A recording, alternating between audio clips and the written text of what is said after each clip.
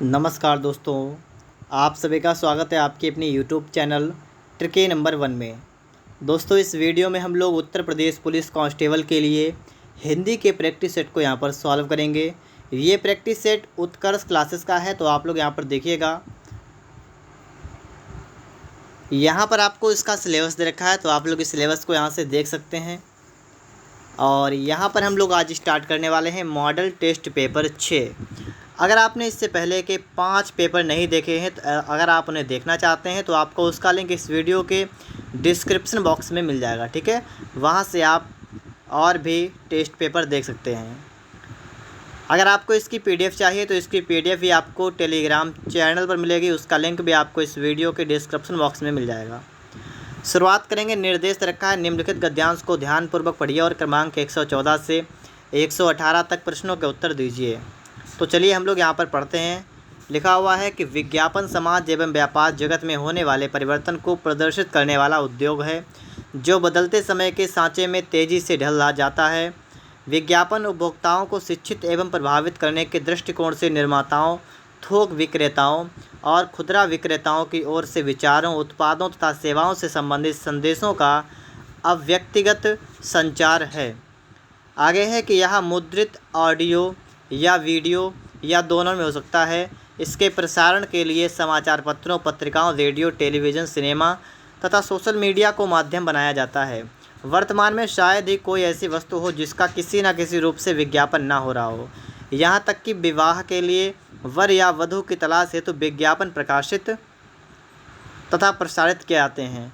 विज्ञापन की विशेषताओं पर यदि दृष्टिपात किया जाए तो पाया जाता है कि ये संदेश के अव्यक्तिगत संचार होते हैं। विज्ञापन का उद्देश्य वस्तुओं तथा सेवाओं के मूल्य का संवर्धन करना होता है। इसके प्रयोजकों का मूल उद्देश्य यह होता है कि अधिकाधिक ग्राहक उनके उत्पादों को खरीदने हेतु प्रेरित हों। विज्ञापन के कई लाभ होते हैं, जैसे उत्पादों की गुणवत्ता, मूल्य इत्यादि के बारे में उपभोक्ताओं को जानकारी प्रदान करना, नए उत्पादों का प्रस्तुतिकरण, वर्तमान उत्पादों को बनाए रखना तथा नए ग्राहकों को आकर्षित करना। तो यहाँ पर आपने इसके पैराग्राफ को पढ़ लिया है। अब आप लोग यहाँ पर प्रश्न को पढ़िएगा। विवाह के लिए वर या वधू की तलाश हेतु भी विज्ञापन प्रकाशित एवं प्रसारित किए जाते हैं। रेखांकित पद है, मतलब कि जो विज्ञापन होता है, विज्ञापन ये शब्द कैसा है, ठीक है। और आपका बताना आपको है कौन सा लिंग है, कौन सा वचन है। यह शब्द पुल्लिंग है और बहुवचन है, ठीक है। यह शब्द कैसा है, यह शब्द पुल्लिंग है और बहुवचन है, ठीक है। बात को आप समझ गए, यहाँ पर याद कर लीजिएगा। विज्ञापन पुल्लिंग, बहुवचन। प्रयोजक शब्द का अर्थ क्या होता है? प्रयोजक शब्द का अर्थ क्या होता है? कार्य रूप में करके दिखाने वाला, ठीक है। बात समझ गए आप लोग। कोई कार्य करने वाला अगर व्यक्ति होता है उसे कहते हैं प्रयोजक, कार्य रूप में करके दिखाने वाला। वस्तु शब्द है, जो वस्तु है ये क्या है? पुल्लिंग, स्त्रीलिंग या नपुंसकलिंग? ये आपका है स्त्रीलिंग। वस्तु क्या है? स्त्रीलिंग, ठीक है। आगे देखिएगा। निम्नलिखित में से कौन एक भाववाचक संज्ञा का उदाहरण है? भाववाचक संज्ञा का एक उदाहरण क्या है? देखिएगा, लाभ, गरीब, उपभोक्ता, विक्रेता। तो यहाँ पर लाभ आपका होगा भाववाचक संज्ञा, ठीक है। लाभ क्या होगा आपका? भाववाचक संज्ञा आपका हो जाएगा। गरीब क्या है? विशेषण, ठीक है। इसके बाद आप लोग आगे देखेंगे। अगर इन दो को देखें, उपभोक्ता और विक्रेता, ये दोनों जो आपके आएंगे, ये आएंगे जातिवाचक संज्ञा के अंतर्गत, ठीक है। जातिवाचक संज्ञा के अंतर्गत आएंगे। तो यहाँ पर आप समझ गए, लाभ आपका है भाववाचक संज्ञा, गरीब आपका है विशेषण, ठीक है, विशेषण। उपभोक्ता और विक्रेता ये दोनों आपकी जातिवाचक संज्ञा हैं। आधिकारिक शब्द में प्रत्यय क्या है? आधिकारिक, तो अधिकार प्लस इक, और इक लगा, इसका मतलब इक आपका यहाँ पर दूसरा वाला है, तो यहाँ पर आपका सेकंड ऑप्शन करेक्ट होगा, ठीक है, इक लगेगा यहाँ पर। हिंदी क्षेत्र में बोली जाने वाली उपभाषाओं की संख्या कितनी है? उपभाषाओं की संख्या, तो कितनी उपभाषाएं हैं? 5। ठीक है, कितनी हैं? 5। कौन कौन सी हैं अगर ये पूछी जाए आपसे? तो देखिएगा, आपने यहाँ पर क्या देखा कि हिंदी क्षेत्र में बोली जाने वाली उपभाषा कितनी है? 5। और अगर यहाँ पर हम देखें पश्चिमी हिंदी की बोलियाँ देखें, अगर हम लोग पश्चिमी हिंदी की बोलियाँ, हिंदी की भाषाएं अगर देखें, बोलियाँ देखें, तो आपका रहेगा KKBBH, मतलब कि कन्नौजी, खड़ी बोली। ठीक है, और इसके बाद बुंदेली और ब्रजभाषा, हरियाणवी या बांगरू। ठीक है, फिर से देखिए, कन्नौजी, खड़ी बोली, बुंदेली और उसके बाद में ब्रजभाषा, हरियाणवी या बांगरू। ठीक है, आगे देखिएगा, इसके बाद खड़ी बोली हिंदी का क्षेत्र नहीं है, मतलब किस क्षेत्र में खड़ी बोली नहीं बोली जाती है? बदायूं में नहीं बोली जाती है। ठीक है, बदायूं में नहीं, बदायूं में है ब्रजभाषा। ठीक है, ब्रजभाषा, ब्रज भाषा है बदायूं। आगे देखिएगा, इसके बाद हा वर्ण है, जो आपका हा है ये किस प्रकार का शब्द है? मतलब कंठ है या ओष्ठ है या दंत या मूर्धन्य? तो आपका हो जाएगा कंठ। ठीक है, हा क्या है? तो हा आपका जो है वो कंठ से बुलाता है, कंठ से। ठीक है, तो आपका पहला वाला करेक्ट होगा। आगे देखिएगा, दद्रु तत्सम शब्द का तद्भव क्या होगा? दद्रु, दद्रु मतलब तत्सम है, और इसका आपको बताना है तत्सम क्या होगा। तो इसका तत्सम क्या होगा? दाद। क्या होगा? दाद हो जाएगा। अगर दांत का तत्सम कहें तो हो जाएगा दंत। दांत का क्या होगा? दंत। दक्ष जो आपका लिखा हुआ है इसका क्या होगा? इसका होगा दक्ष। और डाह जो आपका लिखा है इसका मतलब होगा, इसका होगा दाह। ठीक है, तो आप यहाँ पर समझ सकते हैं कि दांत का तत्सम दंत, दक्ष का तत्सम दक्ष और डाह का दाह। आगे देखिएगा, नत्थी शब्द किसका पर्यायवाची है? नत्थी शब्द किसका पर्यायवाची है? संलग्न। संलग्न, जैसे कि आप मान लीजिए आपके पास कोई 2 कागज़ हैं, आपको उनको आपस में मिलाना हो, तो आप क्या करते हैं? उसमें स्टेपलर वगैरह कांटे लगाते हैं, और कांटे लगाने को कहते हैं नत्थी कर दीजिए। ठीक है, तो इसको नत्थी कहते हैं। तो इसका मतलब संलग्न होता है, इसका मतलब। ठीक है, क्या मतलब होता है? संलग्न मतलब होता है नत्थी का। और संयोग का मतलब आपको पता होगा, संयोग का मतलब होता है जैसे कि संबंध कह दें, हम लोग संबंध कह सकते हैं, लगाव, संबंध, लगाव, मिलाप। ठीक है, ये कह सकते हैं। और सदृश का मतलब जैसे कि समान। ठीक है, समान कह दें, समरूप कह दें, बराबर कह दें, तुल्य कह दें। ठीक है, ये सदृश होते हैं। और संध्या का मतलब आपको पता होगा, गोधूली, मेन है गोधूली। ठीक है, संध्या, गोधूली। ठीक है, ये तो आप पक्की तरीके से याद करें, दो गोधूली। और भी है, दिवासन भी है, दिनांत भी है। ठीक है, आकुंचन शब्द का उचित विलोम क्या है? आकुंचन का क्या हो जाएगा? प्रसारण। याद कर लीजिएगा अगर आपको पता ना हो। आकुंचन का प्रसारण। लोप का क्या होगा? आगम। क्या होगा? आगम। लोप का क्या होगा? आगम। फिर पीछे का आगे हो जाएगा, पीछे का आगे। अनावेशित का आवेशित। समझ गए आप लोग? आकुंचन का प्रसारण और लोप का आगम, इन दोनों को अच्छी तरीके से ध्यान रखिएगा। पीछे का आगे, अनावेशित का आवेशित। उतरती युवावस्था का वाक्यांश के लिए उचित शब्द क्या होगा? ठीक है, वाक्यांश के लिए उचित शब्द क्या होगा? तो यहाँ पर आपका हो जाएगा अधेर। उतरती युवावस्था का मतलब अधेर। झबरा किसे कहते हैं? झबरा कहते हैं लंबे और बिखरे बालों वाला। जैसे कि आपने देखा होगा, कुत्ता को आपने देखा होगा, कुत्ता के बाल अगर बड़े बड़े हैं तो उसे लोग कहते हैं कि झबरा। ठीक है, इस प्रकार से शब्द इस्तेमाल करते हैं।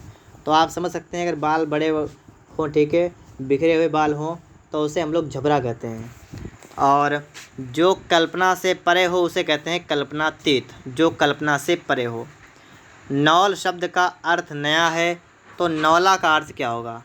नौल का अर्थ नया, नौला का अर्थ होगा नेवला।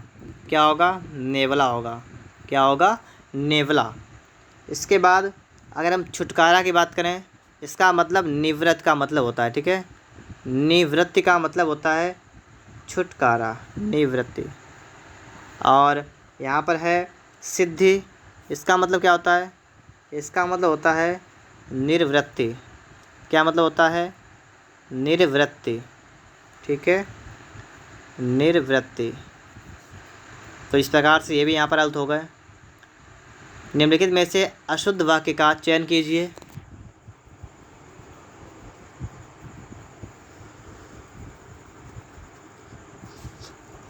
पहला आपका है कि बालक फूट फूट कर रो रहा था। अगला है संभवतः पिताजी शनिवार को आएंगे।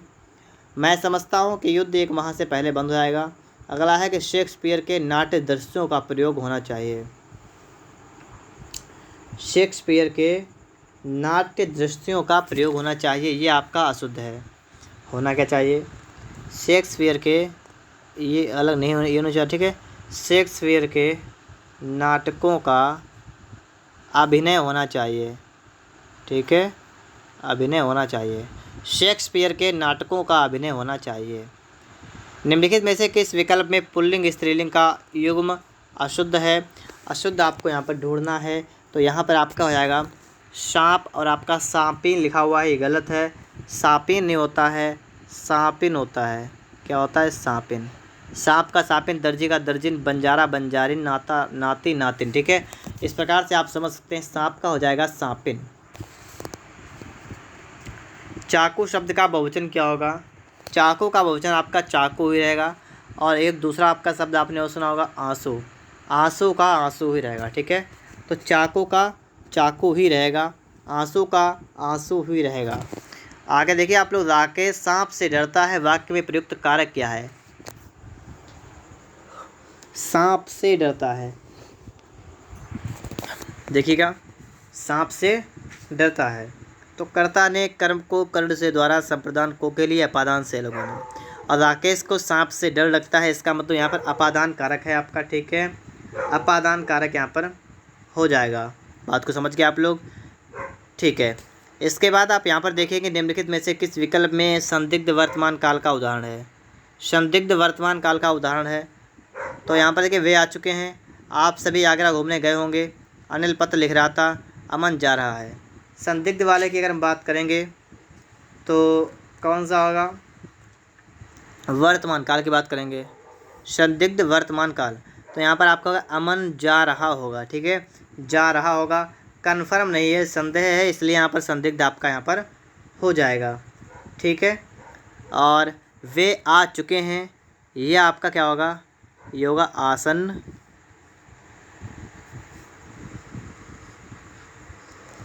क्या होगा? आसन्न भूतकाल, आसन्न भूतकाल। ठीक है, वे आ चुके हैं, क्या होगा? आसन्न भूतकाल हो जाएगा। आप सभी आगरा घूमने गए होंगे, तो आप सभी आगरा घूमने गए होंगे, ये होगा आपका संदिग्ध भूतकाल। क्या होगा? संदिग्ध, संदिग्ध भूतकाल।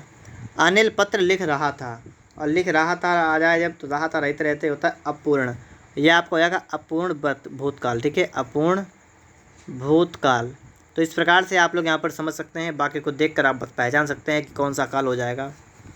निम्नलिखित में से किस विकल्प में कर्मवाच्य का उदाहरण है? तो कर्मवाच्य का है, एक होता है कर्मवाच्य, एक होता है कर्तवाच्य, एक होता है भाववाच्य। तो यहाँ पर आपका है राम ने खाना खाया। पहला आपका क्या है? राम ने खाना खाया, ये आपका है कर्तवाच्य। ठीक है, कर्तवाच्य है। आगे किसानों द्वारा फसल काट ली गई, ये आपका है कर्मवाच्य। ठीक है, ये आपका है कर्मवाच्य, किसानों द्वारा फसल काट ली गई। धावकों से दौड़ा नहीं गया, ये आपका होगा भाववाच्य। ठीक है, भाववाच्य, जब यहाँ पर से लगा हो समझ आएगा भाववाच्य है।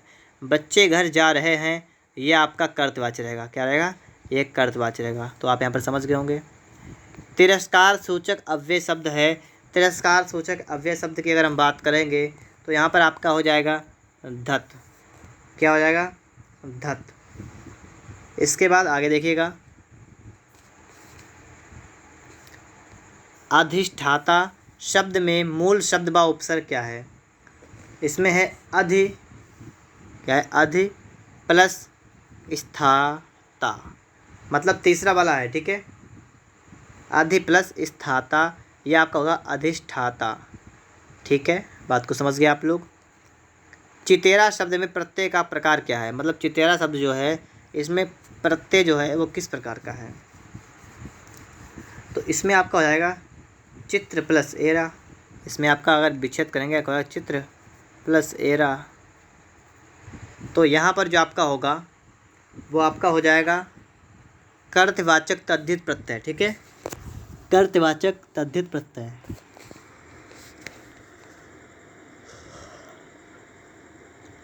निम्नलिखित में से पदावंत शब्द में संधि क्या है?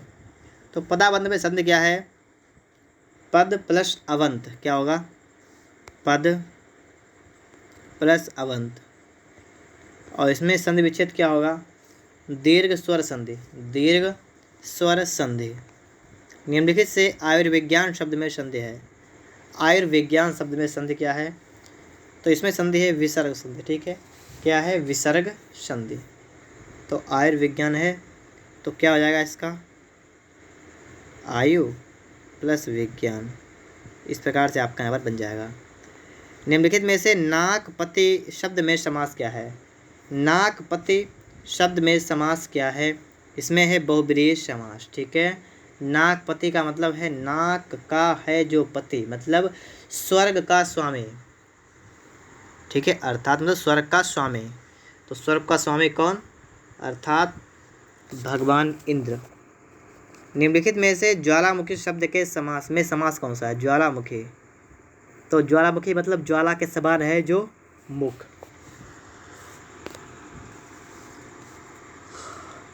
है जो अगर लगा है कहीं पर भी, ठीक है, ज्वाला के समान है जो मुख, तो इसका मतलब कर्मधारय होगा। ठीक है, कर्मधारय होगा अगर है जो लगा हुआ है। बीच में अगर डैश लगा है तो होगा द्वंद्व। क्या होगा? द्वंद्व।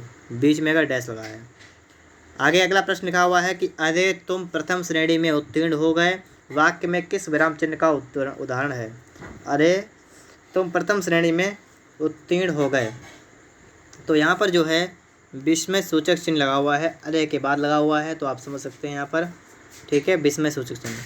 तालू में दांत जमना मुहावरे का उचित अर्थ क्या है? तालू में दांत जमना, इसका मतलब होता है बुरे दिन आना। बुरे दिन आना। और ठीक है, चंदन की चुटकी भली गाड़ी भरा न काठ, लोकोक्ति का उचित भावार्थ क्या है? इस लोकोक्ति का भावार्थ है महत्व की बहुत थोड़ी, वस्तु थोड़ी अच्छी। चंदन की चुटकी भली गाड़ी भरा ना काठ, मतलब कि महत्व की वस्तु थोड़ी ही अच्छी है। रस के कितने अव्यय होते हैं? रस के अव्यय की बात करेंगे तो इसके 4 अव्यय होते हैं। विभाव, अनुभाव, संचारी भाव, स्थायी भाव। विभाव, अनुभाव, संचारी भाव और स्थायी भाव। त्रोटक छंद क्या है? त्रोटक जो आपका है ये समवर्णिक छंद है। क्या है?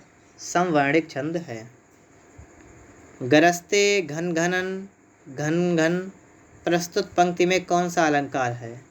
तो यहाँ पर आप बताइएगा अनुप्रास अलंकार, क्योंकि घन घनन घन घन, ठीक है, इस प्रकार से है, अनुप्रास अलंकार हो जाएगा। इनमें से सुमित्रानंदन पंत का काव्य संग्रह कौन सा नहीं है? सुमित्रानंदन पंत का नहीं है, तो आपका है परिमल। परिमल नहीं है। ये किसका है? ये है सूर्यकांत त्रिपाठी निराला। ठीक है, सूर्यकांत त्रिपाठी और निराला, तो उनकी है परिमल। ठीक है, इसके बाद में है आलोक पर्व पर साहित्य अकादमी पुरस्कार किसको मिला है? आलोक पर्व पर, तो आलोक पर्व की बात करेंगे तो आपका है हजारी प्रसाद मिश्र। क्या होगा? हजारी प्रसाद मिश्र आपका यहाँ पर बन जाएगा। यह किसी का मकान है, वाक्य में प्रयुक्त सर्वनाम क्या है? तो वाक्य में आपको बताना है सर्वनाम क्या होगा, तो इसमें आपका हो जाएगा अनिश्चयवाचक सर्वनाम। किसी का मकान है, किसी लगा हो, किसी के अलावा कुछ लगा हो, कोई हो, आप समझ सकते हैं यहाँ पर है। ठीक है, कौन सा हो जाएगा? आपका तीसरा वाला हो जाएगा अनिश्चयवाचक सर्वनाम। निम्नलिखित में से किस विकल्प में सामान्य भूतकालिक क्रिया का उदाहरण है? सामान्य भूतकालिक क्रिया का उदाहरण बताएंगे। कृष्ण ने बांसुरी बजाई, इसमें है। ठीक है, कृष्ण ने बांसुरी बजाई। बाहर बहुत लड़के खड़े थे, वाक्य में प्रयुक्त विशेषण क्या है? बहुत लड़के कहा गया आपसे है, तो यहाँ पर आपका हो जाएगा अनिश्चित संख्यावाचक विशेषण। ठीक है, अनिश्चित संख्यावाचक, क्योंकि बहुत लड़के लिखा है ना, तो गिनती तो है नहीं, तो अनिश्चित हो जाएंगे। इस प्रकार से हमारी वीडियो यहाँ पर समाप्त होती है। अगर आप सभी को वीडियो पसंद आया है तो वीडियो को लाइक करिएगा, चैनल पर नए हैं तो आप लोग चैनल को सब्सक्राइब भी कर लीजिएगा।